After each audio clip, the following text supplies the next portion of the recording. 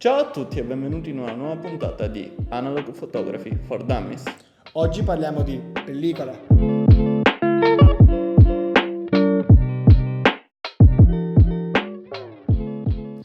Adesso io vi farò una breve introduzione e cercherò di spiegarvi al meglio, in maniera semplificata, che cosa è una pellicola, come funziona e i diversi tipi di pellicola. Dunque, partiamo con la prima domanda. Che cosa è una pellicola? La pellicola è un supporto trasparente, ci siamo, su cui è applicata un'emulsione. Questa emulsione è creata con dei sali d'argento che sono fotosensibili e di conseguenza reagiscono in base alla luce che li colpisce. Dunque, dopo che noi abbiamo preso il rullino, l'abbiamo inserito dentro la macchina fotografica, abbiamo fatto tantissime bellissime foto, cosa succede? Che quando noi andiamo a scattare una foto, in realtà la foto è impressa sulla pellicola, che però è ancora fotosensibile. Questa immagine che c'è ma non si vede si chiama immagine latente. Ora, per far sì che questa immagine latente diventi un'immagine vera e propria, quindi che si veda sulla pellicola, entra in gioco lo sviluppo. Lo sviluppo non è altro che quel processo che smette di rendere la pellicola fotosensibile e quindi ci mostra, in poche parole, in maniera molto semplificata, quello che noi abbiamo scattato. Alla fine del processo di sviluppo, quindi quando l'immagine poi è fissata, asciugata e pronta per essere guardata, ci accorgeremo che appunto l'immagine è negativa. Negativa, cosa vuol dire negativa? Negativa vuol dire che per esempio nel caso del bianco e nero, come si può vedere in questa foto qua, avremo le luci che ci appaiono scure e le ombre che ci appaiono chiare. Poi chiaramente in fase di stampa o di scansione l'immagine tornerà a essere un positivo, perché verrà nuovamente invertita. Qua invece ragazzi ho un esempio di un negativo a colori. Invece adesso parliamo di pellicole positive. Le pellicole positive appunto escono già come noi ce le immaginiamo. Qua c'è un esempio di diapositiva. Eccola. Adesso, perché si chiamano anche diapositive? Perché appunto dia dal greco, che vuol dire attraverso, positiva, perché positiva. Per essere viste ci sono diversi modi. Il metodo più comune è quello della proiezione, che è sempre stato utilizzato negli anni, ma si può anche scansionare e purtroppo adesso la stampa non si può più fare perché i chimici non sono più prodotti, ma una volta si poteva anche stampare dalle diapositive, ora invece si può stampare dopo la scansione. Le diapositive sono pellicole molto difficili da usare, come avete visto nel nostro video che compare qui sopra, ma adesso vi lascio da Andrea che vi racconta, vi spiega quale pellicola scegliere e perché. La scelta della pellicola è una scelta molto importante da fare prima di iniziare qualsiasi sessione di scatto. Oltre alla scelta estetica di bianco e nero o colore, la scelta tra una pellicola negativa e una pellicola positiva comporta diversi fattori.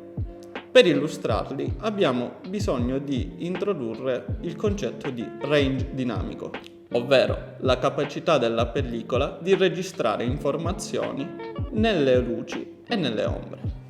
Maggiore sarà il range dinamico e maggiore sarà la quantità di informazioni registrate dalla pellicola. Solitamente una pellicola negativa ha un range dinamico molto più ampio rispetto a una pellicola diapositiva.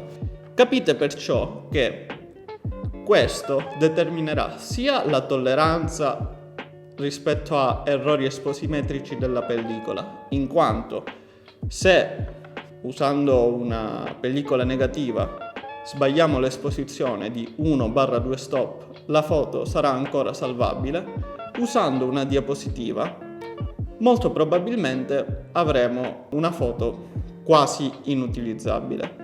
Consigliamo quindi dal nostro punto di vista di iniziare con delle pellicole negative e di cercare di avere sempre una corretta esposizione in ogni fotogramma e poi di passare, se si ha voglia, alle diapositive. Un altro fattore molto importante nella scelta della nostra pellicola sarà quello della sensibilità.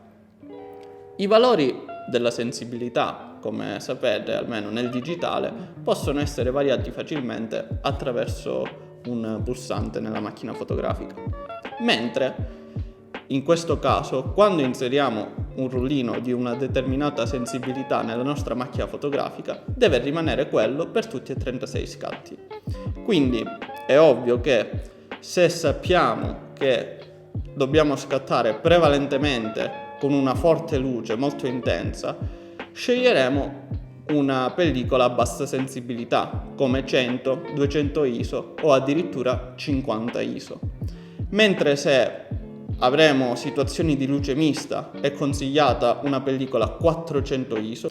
Se sappiamo di scattare prevalentemente di sera, notturni, ci conviene utilizzare una pellicola 800 ISO o magari anche 3200 ISO. Naturalmente la scelta di una pellicola con una sensibilità maggiore comporterà un aumento della grana. Ciò per alcune persone va bene perché magari fanno delle stampe piccole, ma per chi vuole mantenere una grana molto fine e magari deve stampare degli ingrandimenti abbastanza importanti, conviene usare una pellicola a bassa sensibilità e usare a questo punto la lunga esposizione. Nonostante abbiamo semplificato molto alcuni concetti abbastanza complessi, speriamo di essere stati chiari nei concetti principali che determinano la scelta di una pellicola piuttosto che un'altra. Vi lasceremo comunque in descrizione diversi link che vi permetteranno, se è di vostro gradimento, di approfondire questi argomenti. E voi, con quale pellicola preferite scattare? Ci piacerebbe saperlo per dei prossimi video. Nei commenti o magari su Instagram in direct. Direi che per oggi è tutto, quindi al prossimo episodio. Ciao!